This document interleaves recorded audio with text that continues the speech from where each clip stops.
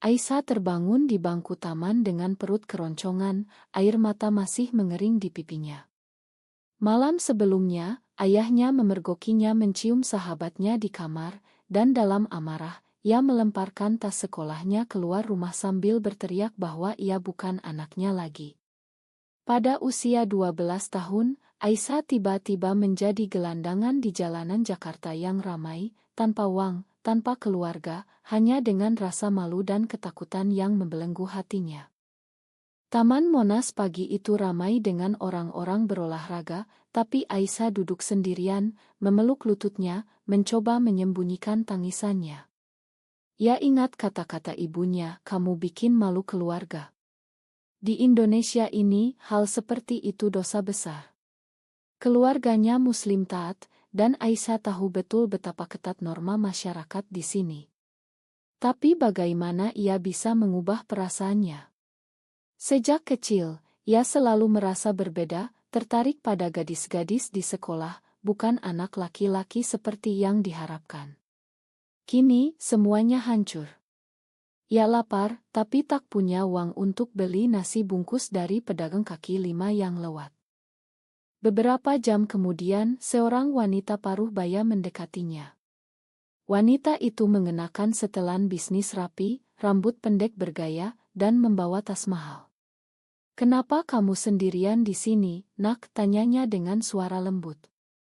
Aisyah menatapnya ragu-ragu, tapi ada kehangatan di mata wanita itu yang membuatnya bicara. Ia ceritakan semuanya, dari ciuman itu hingga pengusiran. Wanita itu, yang memperkenalkan diri sebagai Lina, mendengarkan tanpa menghakimi.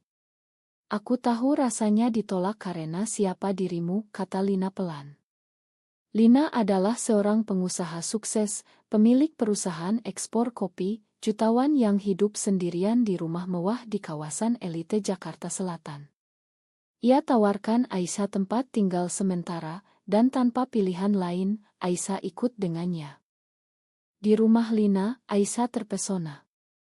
Rumah itu luas, dengan taman belakang penuh bunga anggrek, dan kamar tamu yang lebih nyaman daripada rumah lamanya di pinggiran kota. Lina masak mie goreng untuknya, dan mereka bicara panjang lebar.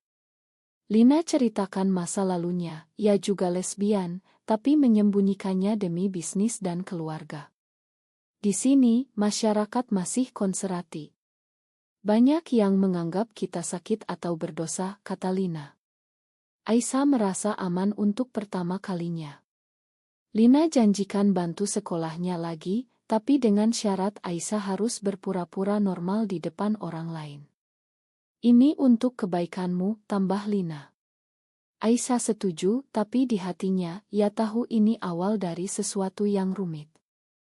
Hari-hari berlalu, Aisyah mulai sekolah baru di sekolah swasta mahal yang dibayari Lina. Teman-teman barunya iri pada bibit kaya yang menjaganya. Tapi di rumah, Lina semakin dekat. Mereka nonton film bersama, bicara tentang mimpi.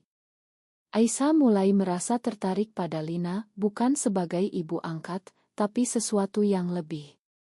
Lina 40 tahun, cantik dan percaya diri, sementara Aisyah masih remaja. Ini salah, gumam Aisyah pada dirinya sendiri. Tapi Lina selalu bilang, cinta tak kenal usia atau aturan masyarakat. Konflik batin Aisyah mulai muncul, apakah ini penyelamatan sejati, atau jebakan baru? Sementara itu keluarga Aisyah tak mencarinya. Ayahnya, seorang pegawai kantor, malu pada tetangga. Ibu Aisyah diam-diam menangis, tapi tak berani melawan suaminya. Di masjid, mereka dengar ceramah tentang penyimpangan seksual yang harus dibasmi. Aisyah tahu ini dari Lina, yang punya jaringan luas. Lina ajak Aisyah ke acara bisnis, perkenalkan sebagai adik angkat. Di sana, Aisyah lihat bagaimana Lina berpura-pura punya suami ikti untuk tutupi identitasnya. "Ini harga yang harus kubayar untuk sukses," kata Lina. Aisyah mulai paham, sukses di Indonesia bagi lesbian berarti hidup dalam kepura-puraan. Suatu malam, Aisyah mimpi buruk tentang ayahnya. Ia terbangun menangis, dan Lina datang memeluknya. Pelukan itu berubah jadi ciuman lembut. Aisyah mundur, bingung. "Ma, aku tak bermaksud," kata Lina cepat. Tapi benih itu sudah tertanam.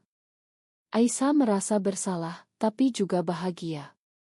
Ia mulai bertanya-tanya apakah ini cinta atau hanya ketergantungan. Lina janjikan masa depan cerah, kuliah di universitas top, pekerjaan di perusahaannya. Tapi apa harganya?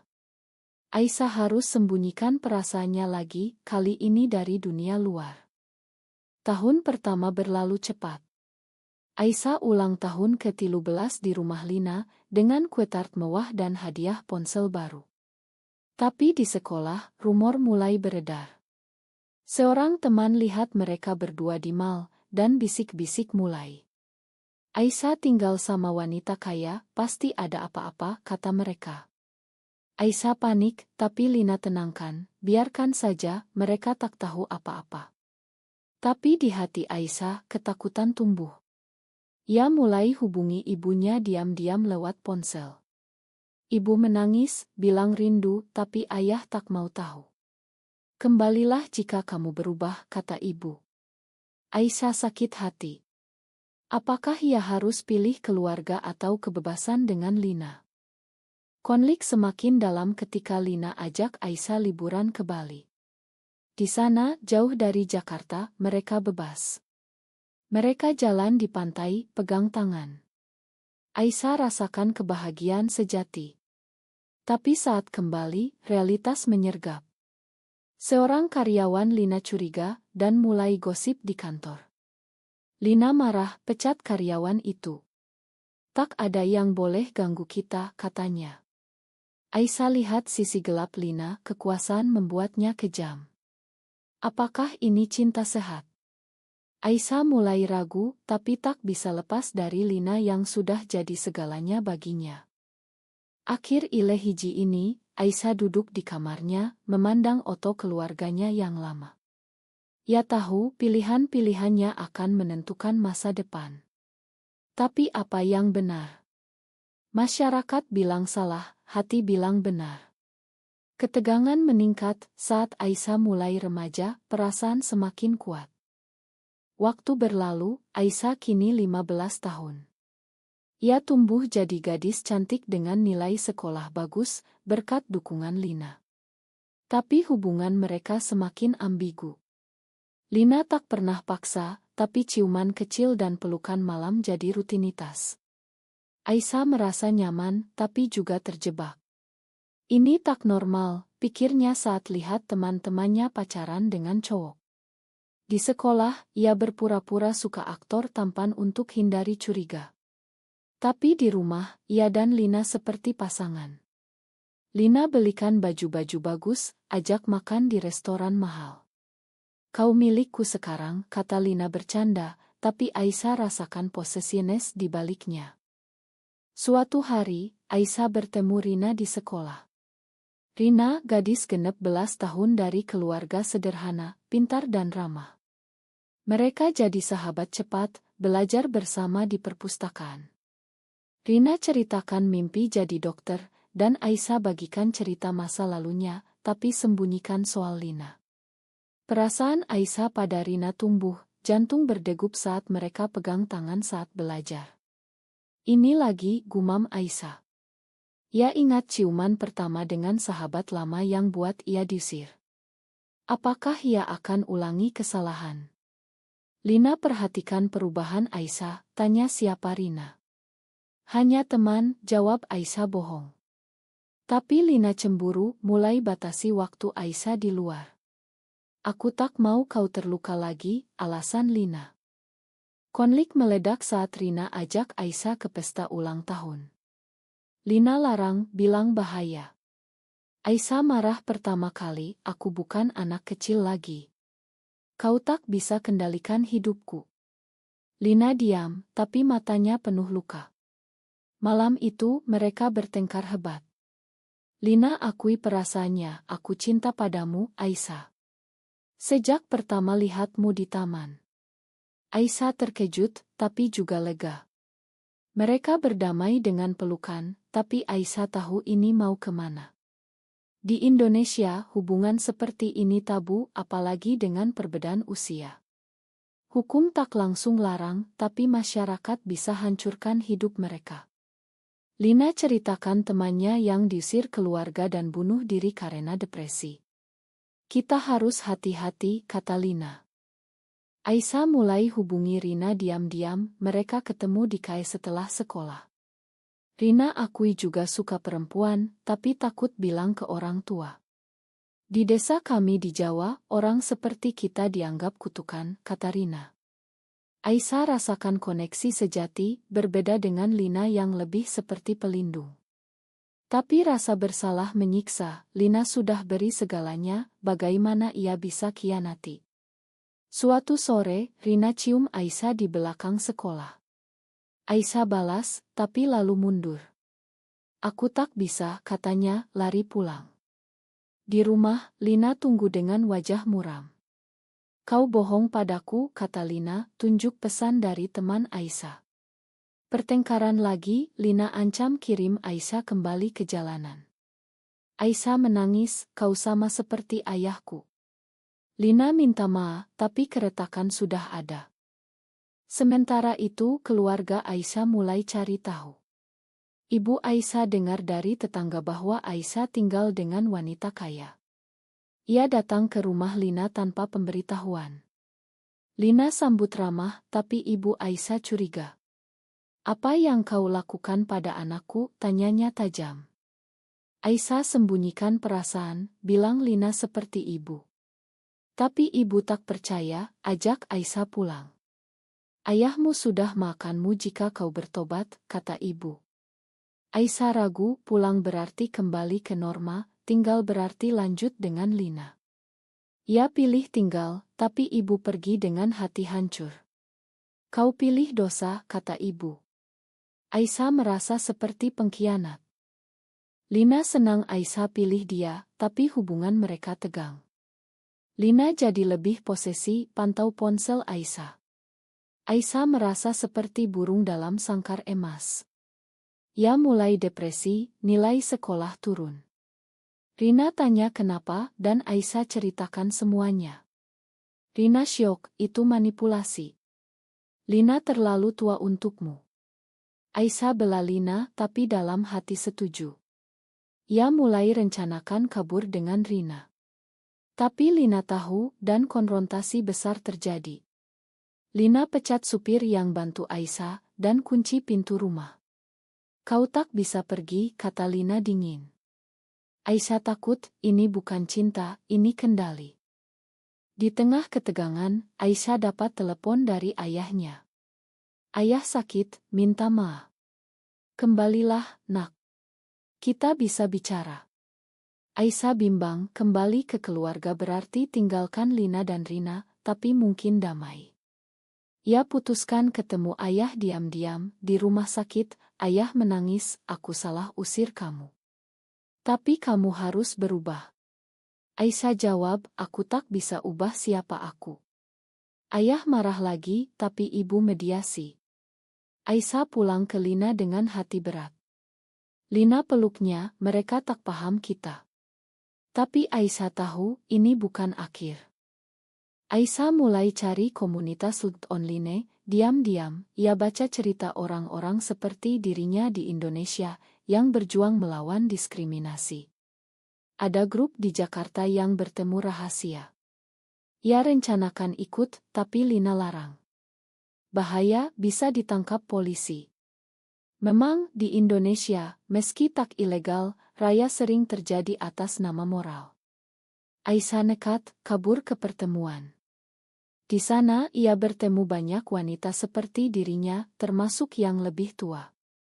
Mereka ceritakan pengalaman, beberapa kehilangan pekerjaan, yang lain diusir keluarga. Aisyah rasakan solidaritas, tapi juga takut. Saat pulang, Lina tunggu marah. Kau khianati aku, teriak Lina. Aisyah balas, ini bukan tentangmu, ini tentang aku. Mereka tidur terpisah malam itu. Akhir ile 2, Aisyah sadar pilihan semakin sulit. Rina ajak kabur ke Yogyakarta, Lina ancam potong dukungan. Keluarga panggil pulang. Apa yang harus dipilih, cinta, kebebasan, atau aman? Ketegangan naik saat rahasia mulai terbongkar. Aisyah kini 18 tahun, lulus SMA dengan nilai bagus. Lina rayakan dengan pesta kecil di rumah, tapi suasana tegang. Hubungan mereka seperti roller coaster, kadang penuh kasih, kadang penuh argumen. Aisyah kuliah di Universitas Indonesia, jurusan bisnis, atas saran Lina. Kau bisa gantikan aku suatu hari, kata Lina. Tapi Aisyah ingin jadi psikolog, bantu orang seperti dirinya. Mereka bertengkar lagi soal itu. Lina menang, aku bayar kuliahmu, aku putuskan. Aisyah merasa seperti boneka. Rina masih ada, tapi hubungan mereka rahasia.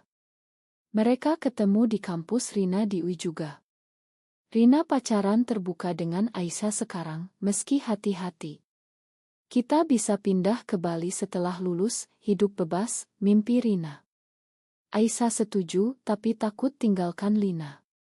Lina sudah seperti ibu, kekasih, dan bos sekaligus. Suatu hari, Rina dan Aisyah ketahuan oleh teman Lina di KAI. Gosip sampai ke Lina dan amarah meledak. Lina konfrontasi Aisyah, siapa dia? Kau selingkuh. Aisyah akui, aku cinta Rina, Lina. Kau terlalu mengendalikan. Lina hancur, menangis pertama kali di depan Aisyah. Aku beri segalanya. Tanpaku, kau masih di jalanan. Aisyah merasa bersalah, tapi tegas, ini bukan hutang, ini hidupku. Lina balas dendam halus, ia potong uang saku Aisyah, buat sulit ketemu Rina. Aisyah kerja paruh waktu di KAI untuk mandiri.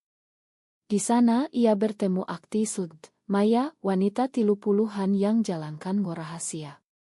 Maya ajak Aisyah ikut kampanye anti-diskriminasi.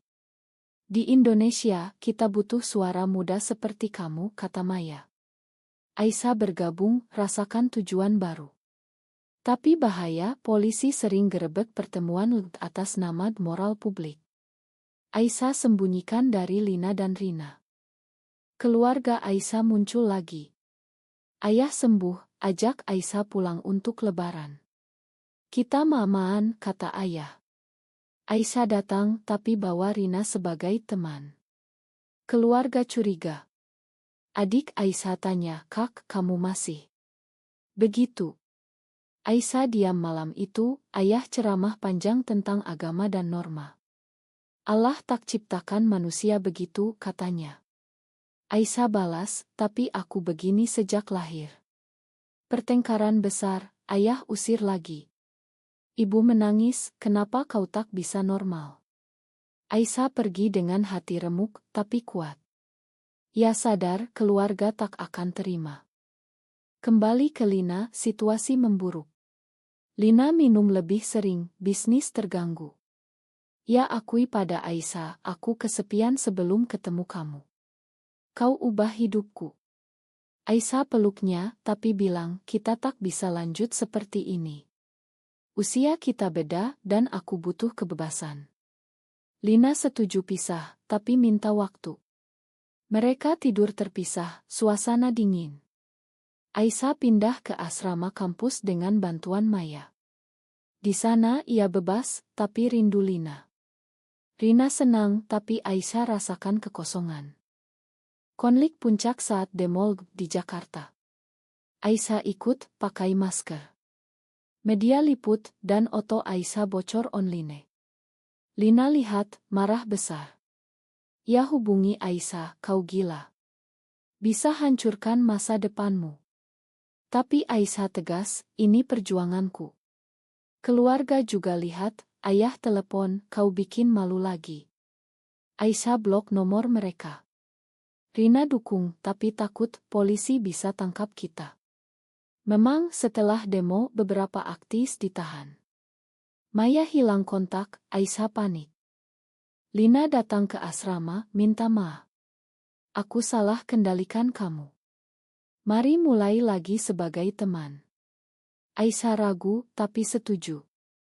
Mereka bicara panjang, Lina ceritakan masa mudanya, diusir keluarga di usia 20 karena ketahuan pacar wanita. Ia bangun bisnis dari nol, tapi kesepian.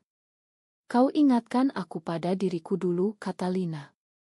Aisyah paham, Lina bukan jahat, tapi trauma. Mereka berdamai, tapi Aisyah tetap dengan Rina. Lina beri dukungan diam-diam untuk Momaya. Tapi pengkhianatan datang dari Rina. Di tengah tekanan, Rina bilang pada orang tuanya. Orang tua Rina marah, paksa Rina putus. Rina takut, setuju. Ia hubungi Aisyah, "Ma, aku tak kuat. Keluargaku ancam usir." Aisyah hancur, menangis semalaman. Ia rasakan pengkhianatan terdalam. Sendiri lagi, ia kembali ke Lina. Lina peluknya, "Aku selalu di sini." Tapi kali ini, Aisyah waspada. Ia tahu ketergantungan bisa jadi jebakan. Aisyah fokus pada kuliah dan aktivisme. Ia tulis esai tentang diskriminasi LGBT di Indonesia, publikasikan anonim. Esai viral di media sosial, tapi juga dapat ancaman. Seseorang kirim pesan, "Hati-hati, kami tahu siapa kamu." Aisyah takut, tapi lanjut. Maya muncul lagi, bebas dari tahanan. Kau berani, Aisyah. Ini awal perubahan. Tapi perubahan butuh korban. Akhir iletilu, Aisyah berdiri di persimpangan, lanjut perjuangan berisiko atau aman dengan Lina. Pengkhianatan Rina buat ia ragu pada cinta. Ketegangan memuncak saat rahasia besar terungkap. Aisyah 20 tahun sekarang, lebih matang dan tegas. Ia lulus kuliah dengan cum laude, tapi tolak kerja di perusahaan Lina. "Aku mau mandiri," katanya. Lina dukung, tapi sedih. Mereka tetap dekat, seperti ibu anak sekarang, tanpa romansa. Aisyah kerja di Ngomaya, bantu konseling muda. Di sana ia bantu gadis-gadis seperti dirinya dulu, diusir keluarga, depresi. "Kau tak sendirian," kata Aisyah pada mereka. Tapi pekerjaan ini berbahaya. Pemerintah Indonesia semakin ketat pada isu LGBT, dengan undang-undang anti propaganda disulkan. Demo sering bubar paksa. Rina muncul lagi, minta maaf. "Aku salah, orang tuaku paksa kawin." Rina sudah nikah dengan pria pilihan keluarga, tapi tak bahagia. "Aku masih cinta kamu," kata Rina. Aisyah ragu, "Kau khianati aku saat aku butuh." Tapi hati lunak, mereka bertemu rahasia. Rina ceritakan pernikahannya palsu, suaminya tahu tapi tutupi untuk tampilan. "Di Indonesia banyak seperti ini," kata Rina. Aisyah paham, tapi tak mau jadi selingkuhan. "Kita tak bisa ulangi," katanya. Rina menangis, pergi. Aisyah merasa kehilangan lagi. Lina sakit, kanker payudara. Aisyah kembali rawat Lina. Di rumah sakit, Lina akui, "Aku manipulasi kamu dulu karena takut sendirian." Aisyah makan, "Kau selamatkan aku." Lina beri warisan, saham perusahaan, rumah. "Gunakan untuk perjuanganmu," kata Lina. Aisyah terharu, tapi juga beban. Jika Lina mati, ia jadi jutawan muda, tapi dengan rahasia masa lalu. Keluarga Aisyah tahu Lina sakit, datang kunjungi. "Ayah minta maaf lagi, aku salah, nak. Mari pulang." Tapi saat tahu warisan, ayah curiga, "Apa hubungan kalian sebenarnya?" Aisyah bohong, "Hanya bibi." Tapi ayah tak percaya, selidiki. Pengungkapan besar terjadi. Ayah temukan surat lama Lina ke Aisyah, penuh kata cinta. Ayah marah, konfrontasi di rumah sakit. "Kau rusak anakku," teriak ayah pada Lina. Lina lemah, tapi balas, "Aku cintai dia lebih dari kalian yang usir dia." Aisyah berdiri di tengah, "Cukup. Ini hidupku." Ayah pergi, ancam lapor polisi. Ibu tinggal, peluk Aisyah, "Aku dukung kamu apapun." Untuk pertama kali, Aisyah punya dukungan ibu. Tapi ayah lapor ke polisi atas nama penculikan moral. Polisi datang interogasi Aisyah. "Apa hubungan kalian?" tanya polisi. Aisyah jawab hati-hati, "Ia selamatkan aku dari jalanan." Polisi tak punya bukti, tapi gosip menyebar. Media tulis, jutawan lesbian adopsi gadis muda, skandal. Aisyah kehilangan pekerjaan Dingo karena tekanan. Maya dukung, ini ujian. Kita lawan. Aisyah ikut konferensi di Bali, bicara pengalaman. Di sana ia bertemu aktivis internasional, dapat dukungan. Tapi saat kembali, rumah Lina diraya. Polisi ambil dokumen, curiga pencucian uang untuk agenda. Lina semakin lemah, meninggal sebulan kemudian. Di pemakaman, hanya Aisyah dan ibu hadir. Ayah tak datang. Aisyah warisi segalanya, tapi dengan beban, masyarakat boikot perusahaan Lina. Penjualan turun, karyawan mundur. Aisyah harus putuskan, jual perusahaan atau lanjut dengan identitas terbuka. Ia pilih lanjut, ubah perusahaan jadi inklusi, Tapi ancaman datang, pesan anonim, vandalisme. Aisyah takut, tapi tegas. Ibu pindah tinggal dengannya, dukung. "Aku salah dulu, nak. Agama ajar kasih, bukan benci." Aisyah terharu. Rina datang lagi, cerai dari suaminya. "Aku bebas sekarang," kata Rina. Aisyah makan, mereka mulai lagi. Tapi kali ini terbuka. Mereka ikut parade Pride rahasia di Jakarta. Konflik akhir, ayah datang minta bagian warisan. "Itu hak keluarga," katanya. Aisyah tolak, "Kau usir aku, sekarang minta." Ayah ancam gugat. Di pengadilan, rahasia terbongkar. Hakim tanya, "Apa hubungan kalian?" Aisyah jawab jujur, "Ia selamatkan aku, dan kami saling cinta." Media heboh, Aisyah jadi simbol. Tapi kalah gugatan, ayah dapat bagian kecil. Aisyah rugi, tapi menang moral.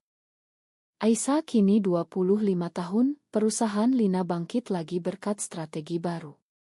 Ia ekspor kopi organik, kolaborasi dengan komunitas di pedesaan. Bisnis sukses, tapi pribadi rumit.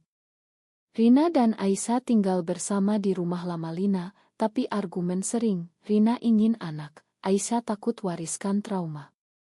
Di Indonesia, adopsi untuk pasangan sejenis mustahil, kata Aisyah. Rina marah, "Kita bisa pindah ke luar negeri." Aisyah ragu, Indonesia rumahnya. Ayah meninggal tiba-tiba, serangan jantung. Di pemakaman, Aisyah datang, bicara dengan adik. Adik bilang, "Ayah menyesal, tapi tak bisa bilang." Aisyah menangis, "Maafkan ayah." Ibu tinggal dengannya, jadi jembatan perdamaian. Tapi masyarakat masih bisik, Aisyah si lesbian kaya. Ia dapat ancaman online tapi abaikan. Ngomaya berkembang, Aisyah jadi pemimpin. Mereka lobi pemerintah untuk hak, meski sulit. Suatu hari, Aisyah bertemu gadis muda di taman, mirip dirinya dulu. Gadis itu, Sari, 14 tahun, diusir karena lesbian. Aisyah bantu seperti Lina dulu. Tapi ia hati-hati, tak ulangi kesalahan Lina. Ia tempatkan Sari di shelter Ngo, bukan rumah pribadi. Belajar dari masa lalu, pikir Aisyah. Sari ceritakan cerita keluarga konserati di Surabaya, diusir setelah ketahuan chat dengan gadis. Aisyah konseling, "Kau tak salah, masyarakat yang butuh ubah." Sari jadi inspirasi, Aisyah tulis buku tentang pengalaman mereka. Buku bestseller, tapi kontroversial. Ulema protes, bilang propaganda dosa. Aisyah debat di Cinta Bukan Dosa, Diskriminasi Yang Dosa. Ia menang hati banyak orang muda. Rina usul nikah di luar negeri.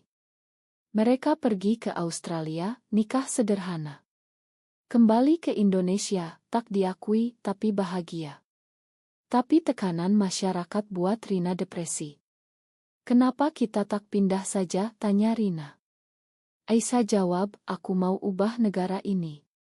Pertengkaran besar, Rina pergi sementara ke orang tuanya. Aisyah sendirian lagi, tapi kuat. Ya ingat Lina, harga kebebasan mahal. Puncak, demo besar anti-diskriminasi di Monas. Aisyah pidato, aku diusir di usia 12, tapi bangkit. Kita semua pantas cinta tanpa takut. Polisi bubarkan, Aisyah ditangkap.